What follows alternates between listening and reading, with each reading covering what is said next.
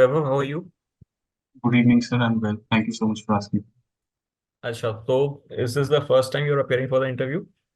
Yes, sir.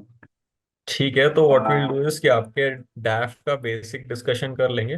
Basic discussion से मेरा मतलब will be covering the key areas from where questions are expected to come, and the idea is for you to make a list of these keywords and send that to me on WhatsApp. तो जब आप वो list भेजोगे तो I will add to that list and I will send that list. अगर मुझे कुछ missing लगता है कि कुछ और ऐड करने की जरूरत है, कुछ आपने मिस कर दिया है, तो I add to that list any more keyword that I think are missing that need to be added, and I will send that to Raj Malhotra the study group.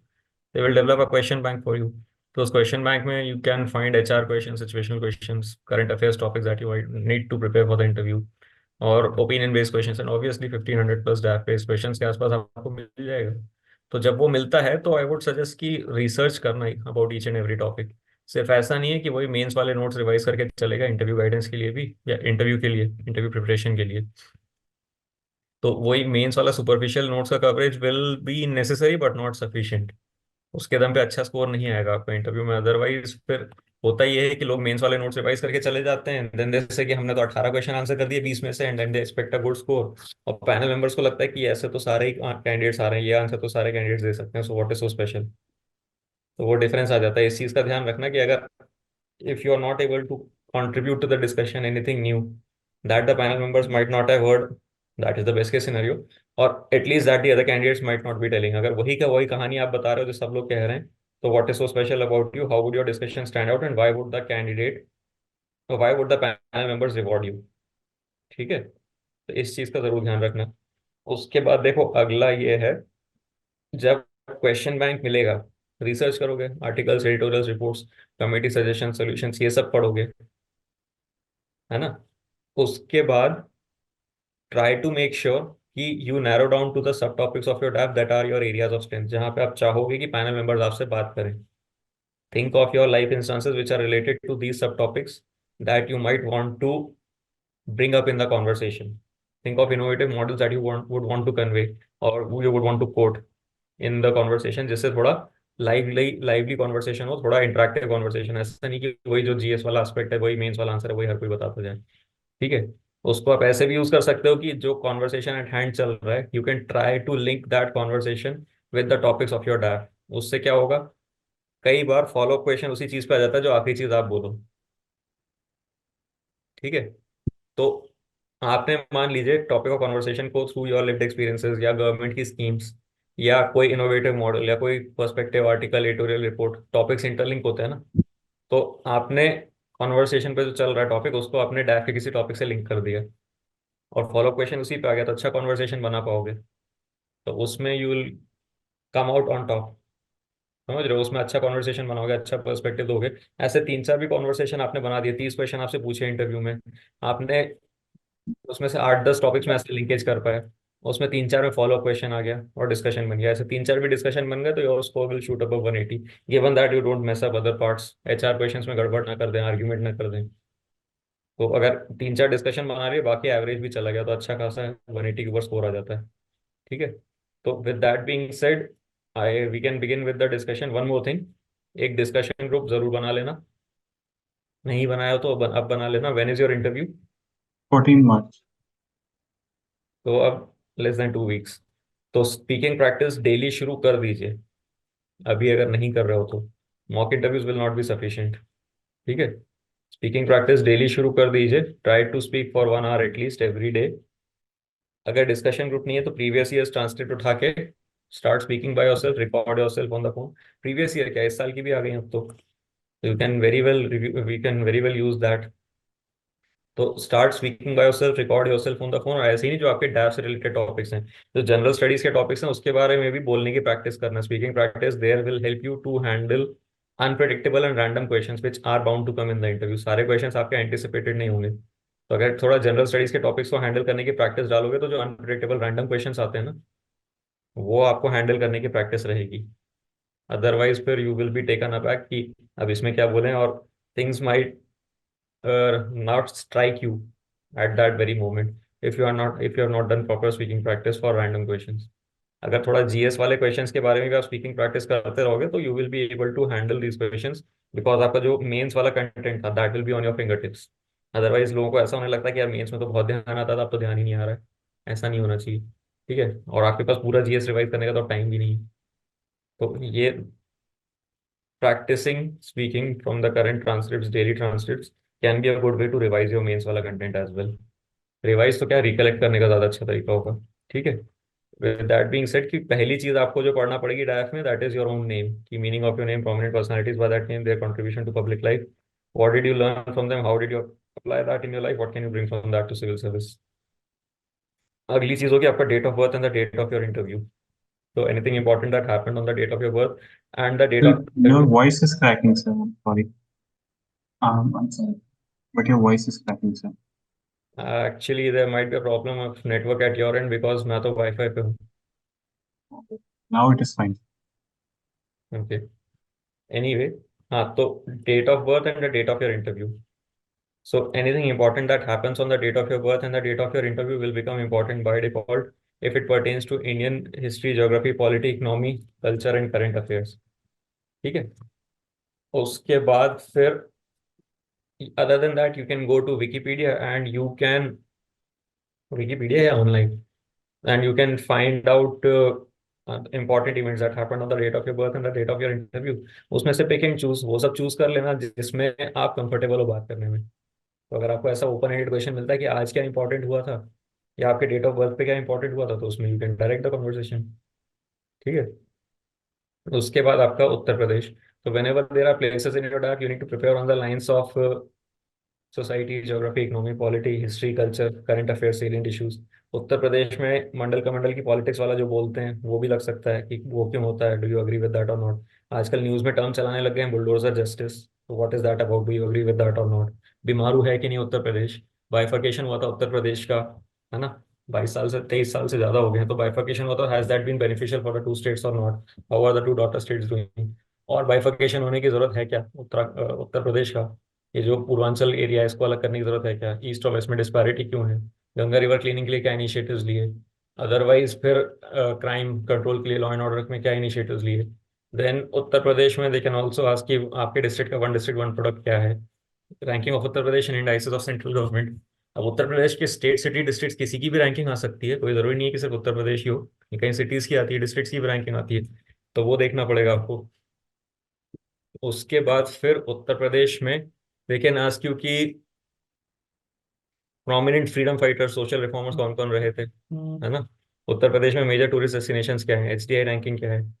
उसके बाद उत्तर प्रदेश के बारे में ऐसे भी सीधा सीधा क्वेश्चन दे देते हैं कि speak 2 minutes about Uttar Pradesh, या introduce your state in 1 minute, या in coming to Uttar Pradesh for 10 days plan itinerary for me, कहाँ कहाँ घूमना चाहिए।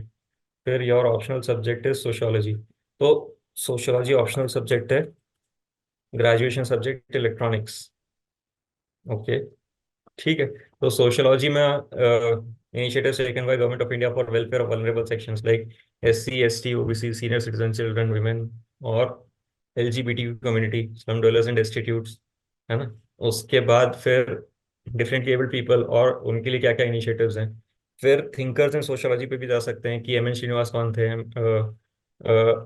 डरखाइम का suicide, relate that with farmer suicide, Andre Beteille कौन थे, उस पर भी जा सकते हैं कि इनकी थियोरीज एक लाइन में एक्सप्लेन करिए, एप्लीकेशन बताइए, एप्लीकेशन टू गवर्नेंस बताइए, what can you bring from civil engineering to civil service, ये मेरे से पूछा था। आपसे सोशियोलॉजी टू सिविल सर्विस पूछ सकते हैं, इलेक्ट्रॉनिक्स टू सिविल सर्विस पूछ सकते हैं।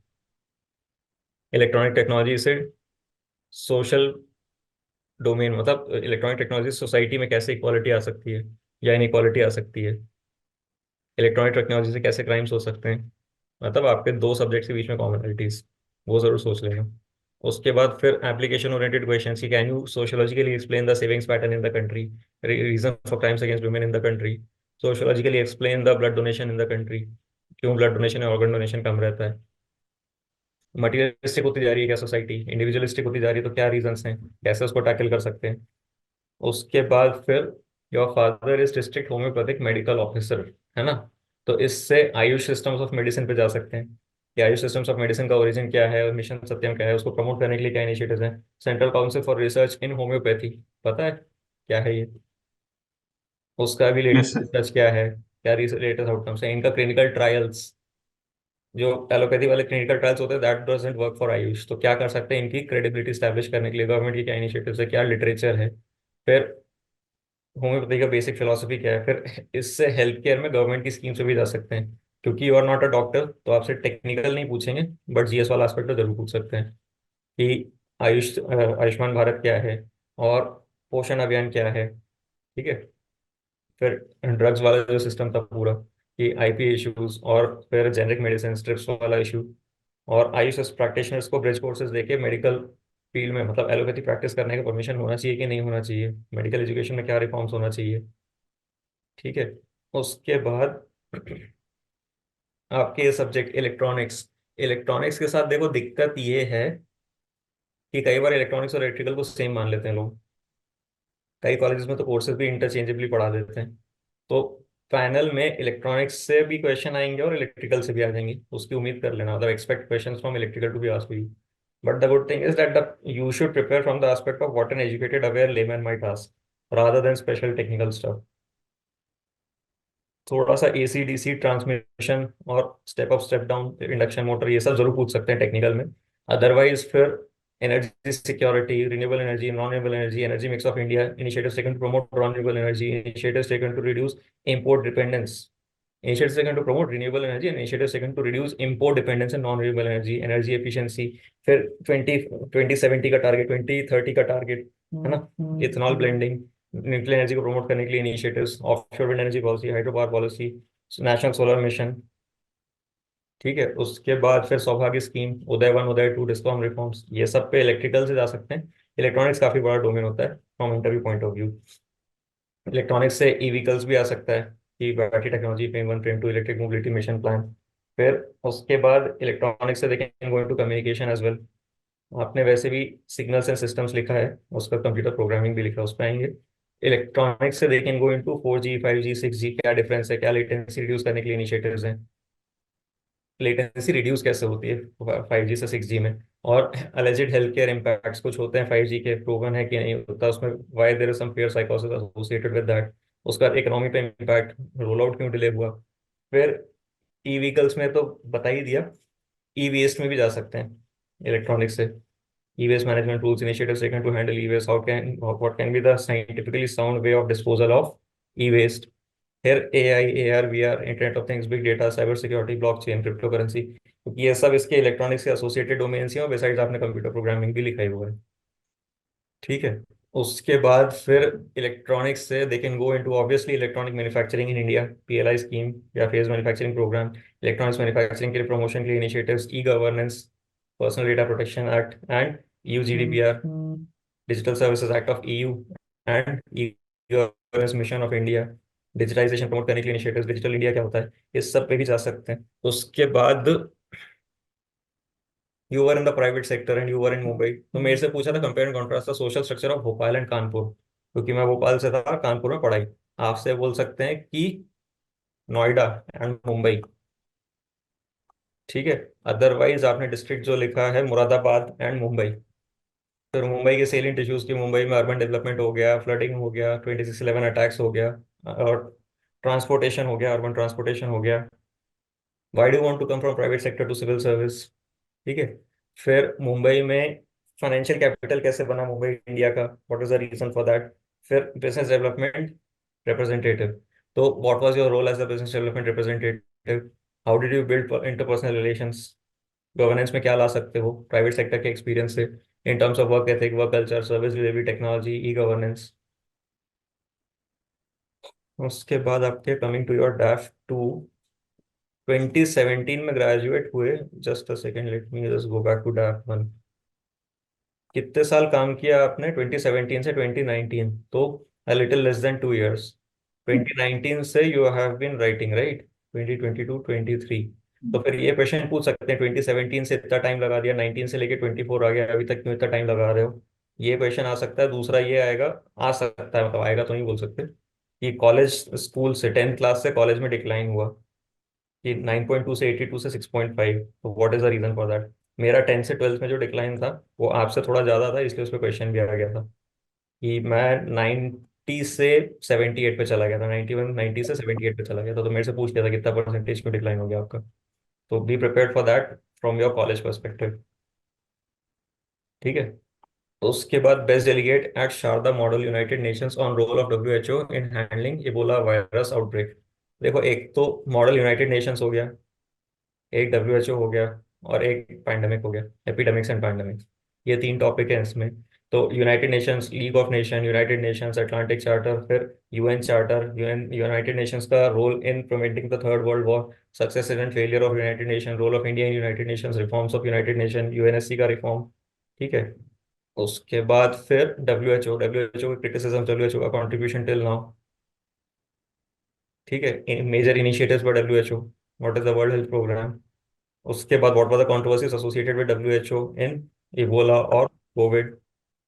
ठीक है। फिर इबोला वायरस, तो मैन एनिमल कॉन्फ्लिक्ट का क्या रोल है इबोला वायरस में, कोविड पैंडेमिक का हैंडलिंग इन इंडिया। क्योंकि अब आपने वायरस भी लिख दिया और एक पैंडेमिक और मेंशन कर, पैंडेमिक एपिडेमिक मेंशन कर दिया। एपिडेमिक और पैंडेमिक में डिफरेंस क्या है, कोविड पैंडेमिक पैंडेमिक का हैंडलिंग में क्या रोल था इंडिया में, मतलब how did India handle the COVID pandemic, and then national disaster management act. Disaster management act, क्योंकि नेशनल डिजास्टर घोषित कर दिया था ना इसको। तो डिजास्टर मैनेजमेंट एक्ट के सेलिएंट प्रोविजंस क्या है, prevention, mitigation, response, recovery framework कैसे काम किया, what learnings did we get from COVID pandemic.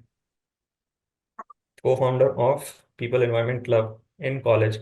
Environment लिख दिया है ना, तो अब ये एक टॉपिक इंपॉर्टेंट हो जाएगा आपका। Environment protection act, forest rights act, forest conservation act, forest conservation amendment act, biodiversity act, air prevention control pollution act, water prevention and control of pollution act. उसके बाद क्लाइमेट चेंज, क्लाइमेट चेंज का फिर Rio earth summit, Kyoto protocol, Montreal protocol, COP 28, Paris deal, COP 28 का finding, loss and damage fund. उसके बाद फिर green rising initiative, और forest and wood certification scheme, और अभी क्या रीसेंट अपडेट्स क्या क्या थे, फिर प्रणाम स्कीम। ठीक है। उसके बाद आईएनडीसीज को अचीव करने में इंडिया का क्या स्टेटस है। Then they can also go into Atlantification of Arctic seas, ozone hole, उसका स्टेटस। फिर कार्बन कैप्चर एंड स्टोरेज के न्यू टेक्नोलॉजीज क्या हो सकती हैं, ग्रीन क्रेडिट प्रोग्राम क्या है, कार्बन बॉर्डर एडजस्टमेंट मैकेनिज्म किसने इंप्लीमेंट करा, एडेप्टेशन गैप रिपोर्ट का फाइंडिंग्स क्या था। ठीक है। फिर कॉप हेल्थ डे क्या है, प्लास्टिक पोल्यूशन ट्रीटी क्या है, zero draft plastic pollution treaty क्या है। उसके बाद then next thing for you can be कि अच्छा, what were your initiatives, how did you engender awareness. ठीक है। उसके बाद हाउस कैप्टन इन स्कूल, इससे बहुत ज्यादा नहीं आता है, पर स्कूल एजुकेशन और नेशनल एजुकेशन पॉलिसी एक बार ब्रश अप करके चले जाना कि your initiatives as the house captain, be it mental health, physical health, skill development, vocational education, parent teacher association, parents का involvement in administration, pedagogy, curriculum reform, जिस भी domain में आपने काम करो, और उसमें क्या enabling provisions national health policy, education policy में है कि नहीं है, अगर नहीं है तो क्या प्रोविजंस लाना चाहोगे आप, salient provisions of education policy. फिर moderate trekking, adventure driving and camping and swimming. तो ट्रैकिंग, हाइकिंग, माउंटेनियरिंग, इन सब में डिफरेंस क्या होता है, क्या सर्वाइवल स्किल्स हैं, क्या इक्विपमेंट यूज करते हो, एडवेंचर ड्राइविंग कहाँ पे करते हो, what is the difference between vehicles, जो रेगुलर कमर्शियल, रेगुलर व्हीकल्स होते हैं रिटेल कस्टमर यूज के, commercial vehicles and adventure vehicles. अब now you are not a mechanical engineer, but when you have mentioned adventure driving, तो उसमें safety features हो गए, और सस्पेंशन सस्पेंशन हो गया, या फिर टायर्स हो गए, कैसे एडवेंचर व्हीकल्स के डिफरेंट होते हैं, कहाँ कहाँ आपने एडवेंचर ड्राइविंग करी है, कौन से मेजर इवेंट्स होते हैं, what benefits do you get from trekking and adventure driving, कहाँ कैंपिंग करी है, कैंपिंग का इकोलॉजिकल इम्पैक्ट क्या हो सकता है, क्या क्या इक्विपमेंट कैरी करना चाहिए, कैंपिंग में सेफ्टी मेजर्स क्या क्या हो सकते हैं to avoid man animal conflict. उसके बाद स्विमिंग, तो देखो whenever there are sports in your DAF, and that to some extent includes trekking as well and adventure driving as well. Whenever there are sports in your DAF, you need to prepare on the lines of rules and regulations, history, static evolution, techniques and technologies, personalities associated, initiatives taken for promotion of sports in general, मतलब general sports के लिए क्या initiatives हैं, जैसे target Olympic podium, Khelo India, Arjun award, Dhyanchand award, etcetera, और initiatives taken for promotion of swimming in particular. ठीक है। फिर ओलंपिक में इंडिया का क्या परफॉर्मेंस है, मेजर नेशनल इवेंट्स क्या होते हैं, नेशनल लेवल इवेंट्स क्या होते हैं स्विमिंग में, आपके उत्तर प्रदेश का क्या पार्टिसिपेशन पार्टिसिपेशन ही परफॉर्मेंस है उसमें, स्विमिंग से आपको क्या बेनिफिट्स मिले, कितने स्टाइल की स्विमिंग्स होती हैं, कैसे इवॉल्व हुए, कितने स्टाइल ऑफ स्विमिंग होते हैं, फिर कैसे इवॉल्व हुए वो, क्या क्या डिफरेंट टेक्निक्स होती हैं, क्या क्या इंजरीज हो सकती हैं स्विमिंग में, मेजर अकेडमीज कौन सी हैं इंडिया में for promotion of sports, sports authority of India की क्या इनिशिएटिव्स हैं। उसके बाद अवार्ड्स एंड ऑनर्स कौन से मिलते हैं स्पोर्ट्स में, उसके बाद अभी देखो आपका card of preference, Uttar Pradesh Maharashtra, Uttar Pradesh Maharashtra Rajasthan और असम मेघालय फिर कर्नाटका। उत्तर प्रदेश फिर महाराष्ट्र राजस्थान आईपीएस में, असम मेघालय कर्नाटका सेम ही है। फिर service preference, IAS IPS IFS, income tax customs audit, seventh is railway management, eighth is civil accounts, ninth is defence accounts, tenth is defence estate. ज्यादातर लोग अब कस्टम्स ऊपर भरने लगे इनकम टैक्स के, but then it is your personal choice. ऐसा कुछ नहीं है कि there is nothing hard and fast और ऑड अबाउट इट अगर आपने इनकम टैक्स ऊपर भी भर दिया तो। But people are Sir, I need, opting customs. sir, I needed guidance in this, sir. How to go about it? How to have a sound explanation? अब तो you Because have already gone about it, आपने भर दिया। Of it is a personal choice. Direct taxation है, contribution to economy बढ़ेगा जैसे जैसे economy grow करती है, डेवलप होते हैं, तो डायरेक्ट टैक्सेस का कंट्रीब्यूशन बढ़ जाता है। और डायनेमिक फील्ड है, उसमें एडवांस प्राइसिंग भी हो सकता है, ट्रांसफर प्राइसिंग भी है, एनफोर्समेंट डायरेक्टरेट भी है, मनी लॉन्ड्रिंग भी है, इन सब डोमेन्स में काम कर सकते हो, डेप्यूटेशंस भी हैं। Traditionally income tax has been more preferred, but अब कस्टम्स ज़्यादा प्रेफर हो गया है। उसमें भी ये है कि काफ़ी डाइवर्सिटी होती है कस्टम्स में, जीएसटी है, नारकोटिक्स है, वाइल्ड लाइफ क्राइम है, डायरेक्टरेट ऑफ रेवेन्यू एनफोर्समेंट में डेप्यूटेशंस हैं। तो उसमें भी काफ़ी डाइवर्सिटी है, इसमें काफ़ी उतना ज़्यादा नहीं क्योंकि अलग अलग टाइप के डोमेन्स नहीं है, बट वो भी डोमेन बहुत डीप है इनकम टैक्स। तो दोनों जस्टिफाई कर सकते हो, plus it does not, I don't think that इस क्वेश्चन विल इवन कम कि कस्ट इनकम टैक्स क्यों ऊपर भर दिया, ट्रेडिशनली वही करता है हर कोई। प्लस सर्विस प्रेफरेंस में वैसे भी 5% लोगों से तो क्वेश्चन आता है। आंसर, ये जो लास्ट कैडर आता है हमारी सर्विस प्रेफरेंस में, हाउ टू जस्टिफाई? बिकॉज ये एक प्रेजुडिस सामने ला के रखता है कहीं ना कहीं। Last cadre in your service preference, cadre is basically states. तो are you talking about the last service that you have opted for the cadre that. Last last cadre preference and last state also, जो अक्सर south Indian states आ जाते हैं। In fact yours is a little bit different, generally लोग north east वाले को last रखते हैं। तो अगर वो मेरे से ये पूछते हैं सर कि ये आप साउथ इंडिया को पसंद नहीं करते हो क्या, तो मेरा ऑनेस्ट आंसर अभी नहीं, तक मॉक इंटरव्यूज में यही था कि बिकॉज मेरा अभी एक्सपीरियंस नहीं है साउथ इंडिया का, और ये तो मुझे। आपका नॉर्थ ईस्ट इंडिया का भी नहीं है। हाँ जी।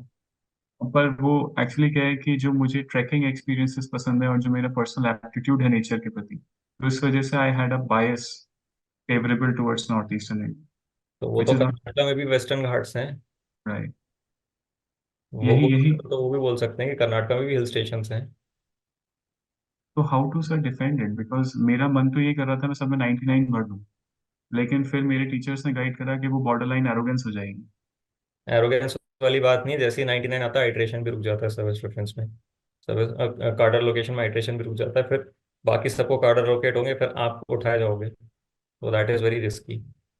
एनीवे, इसमें आई वोंट पर्सनली सजेस्ट कि ये ट्रैकिंग वाला रीजन लिखा जाए, क्योंकि ट्रैकिंग के लिए वहां पे भी बहुत जगह है।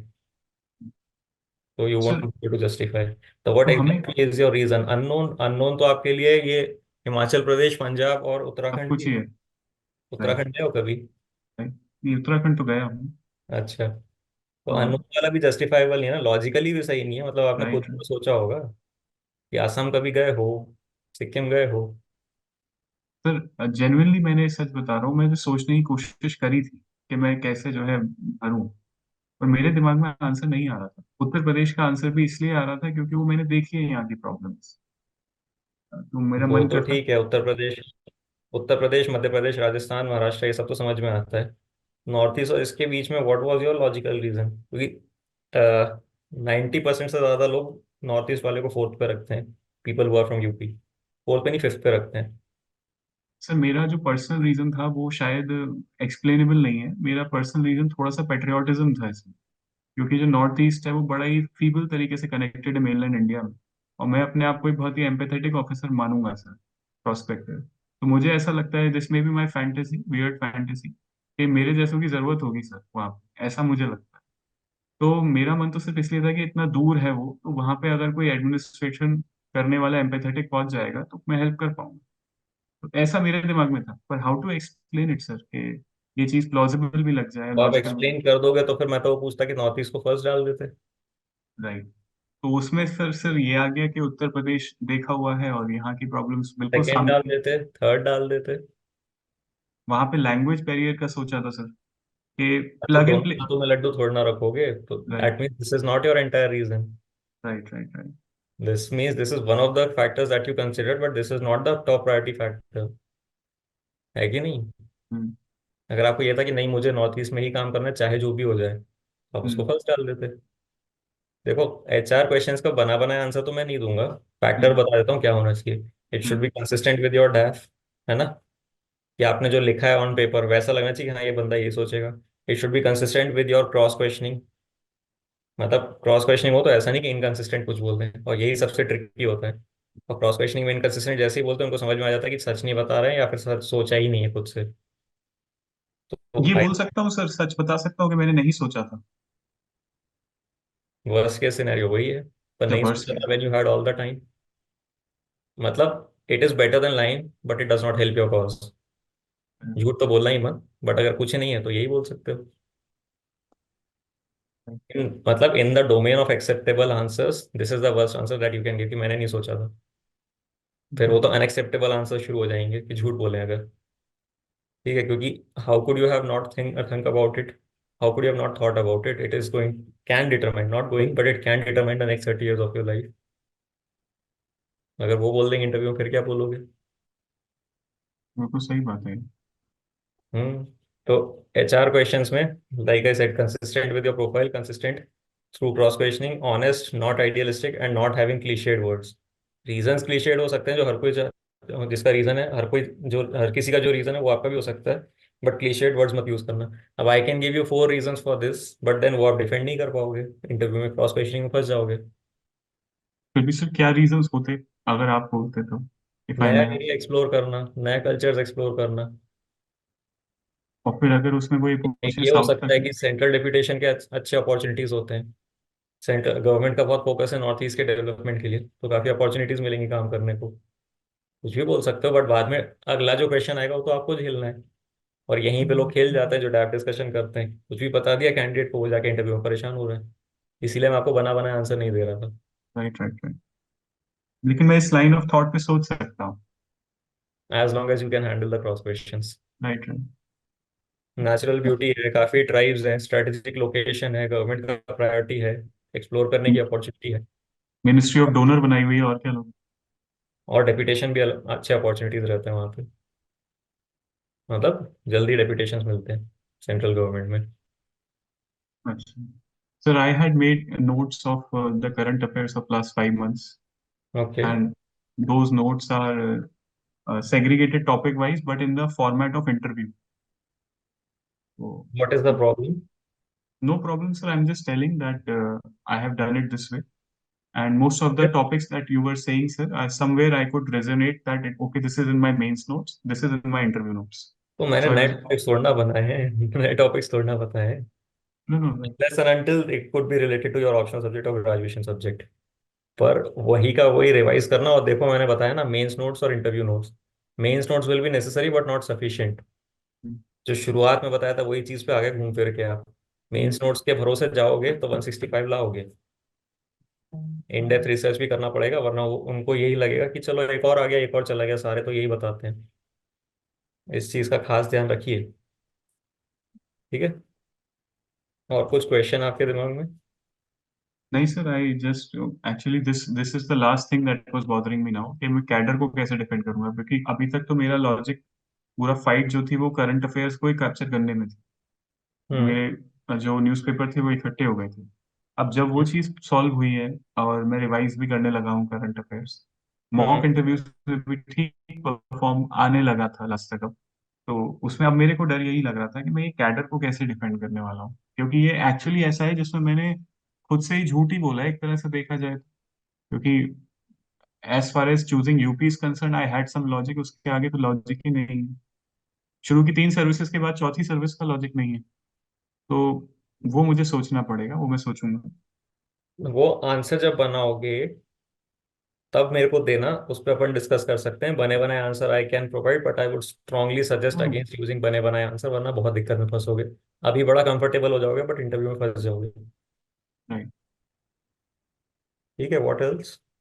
नथिंग सर, कर रहा था चलो, काम। Good luck. एंड एक एक चीज मेरे साथ ये भी हो रही थी sir, when I was giving mock interviews. Hmm. अब मैंने कोई टीचर्स के मॉक इंटरव्यूज नहीं दिए, सारे ब्यूरोक्रेट्स के ही दिए थे, एक्स यूपीएससी मेंबर्स के।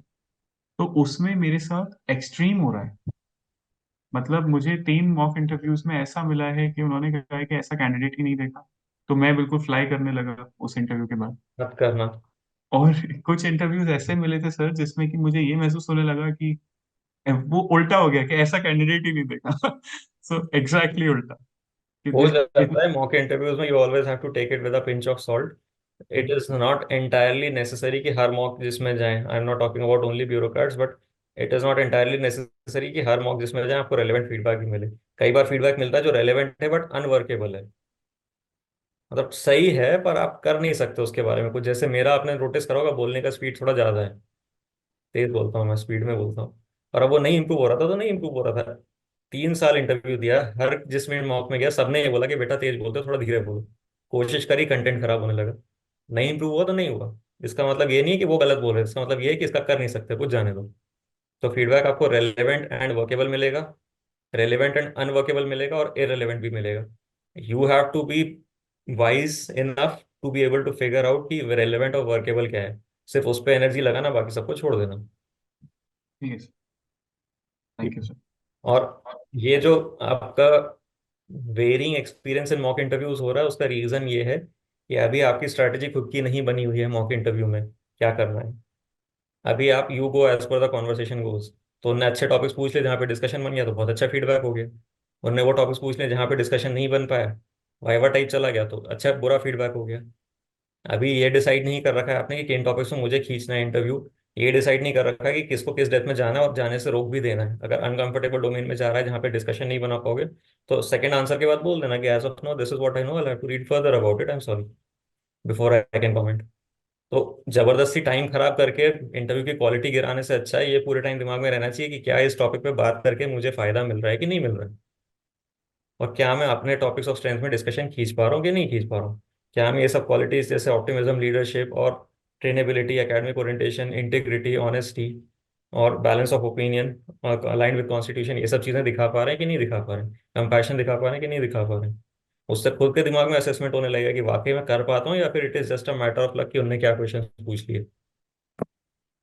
राइट। तो ये सब जब डेली स्पीकिंग प्रैक्टिस करोगे उसमें ये सब कीवर्ड्स डाल पाओगे अपने आंसर के एंड में, तब ये और डिस्कशन को खींच पाओगे। अगर in case you are practicing with discussion group, discussion को खींच पाओगे, अनप्रेडिक्टेबल क्वेश्चन हैंडल कर पाओगे, तब विल गेन कॉन्फिडेंस कि हाँ मोटा मोटा हैंडल करने की कैपेसिटी बन गई इंटरव्यू में। वरना it will always be a matter of luck कि क्या क्वेश्चन आ गया उस पर डिपेंड करेगा। राइट। तो थोड़ा स्पीकिंग प्रैक्टिस में कॉन्शियसली इस चीज़ की प्रैक्टिस करिए कि अनप्रेडिक्टेबल क्वेश्चंस हैंडल कर पा रहे हैं, रेगुलेट कर पा रहे हैं कि कहाँ किस डेप्थ तक मेरे को जाने देना है। जिस डोमेन में कंफर्टेबल उसमें 1 इंट्रोडक्टरी क्वेश्चन, 3 क्रॉस क्वेश्चन, जिसमें बिल्कुल ही कंफर्टेबल नहीं उसमें आई डोंट नो, जिसमें बहुत लिमिटेड नॉलेज है उसमें as of now I know very limited about this but this is what I know बोल के खत्म कर देना है। ज्यादातर डोमेन्स में आप 1 introductory question, 1 cross question handle करके वहीं पे खत्म कर सकते हो। But you have to regulate कि कितना डेप्थ में जाए, ऐसा नहीं कि पैसिवली चलता जा रहा है और हम बताते जा रहे हैं। अरे बताते जा रहे हैं तो वो तो ठीक है, फायर फाइटिंग टाइप आंसर देते जा रहे हो वो तो ठीक है, उनको आप अच्छे लगे तो अच्छी बात है, नहीं तो अगला कैंडिडेट आधे घंटे में फिर आ रहा है। ऐसा नहीं होना चाहिए। It is you who has to make the best use of the 30 minutes that UPSC will be giving you. ठीक है। ठीक है सर। तो चलो, thank you for your time sir. My pleasure, happy to help, good luck. Thank you.